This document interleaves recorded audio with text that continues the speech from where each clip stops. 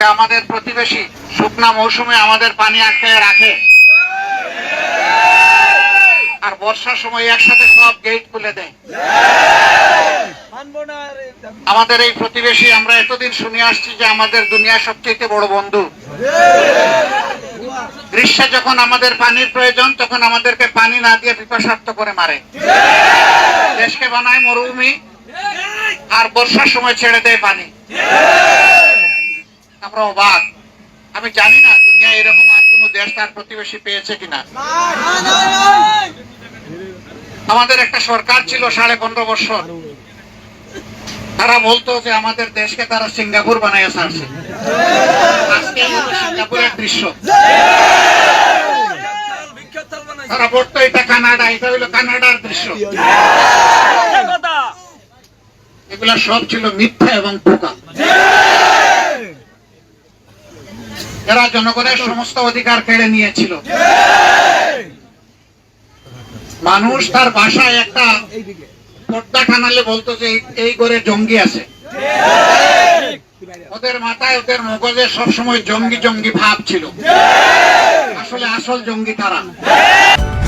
মাথায় হেলমেট দিয়ে, হাতে মুগুর নিয়ে মানুষের উপর আক্রমণ চালায়, এরাই আসল জঙ্গি।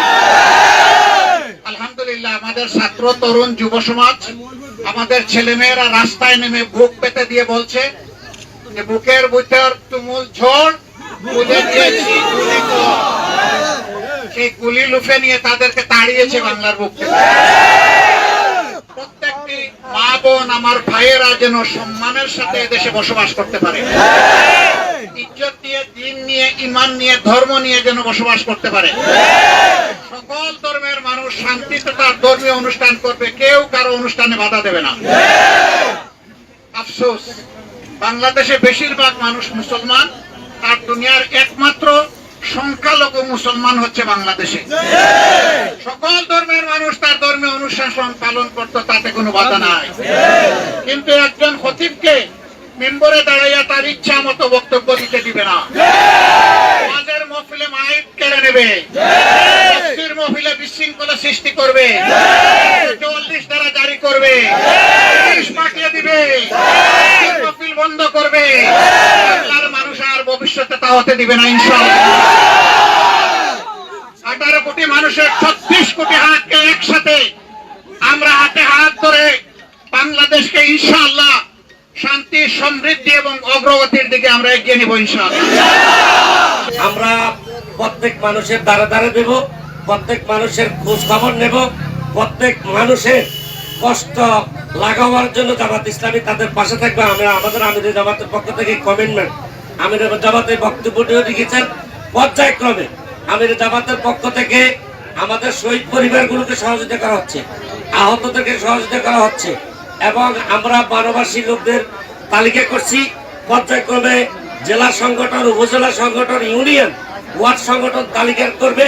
পর্যায়ক্রমে আমরা আমাদের সামর্থ্য অনুসারে আমরা সহযোগিতা করব, এবং অন্তর্বর্তীকালীন সরকারকেও আমরা সহযোগিতার জন্য অনুরোধ করছি।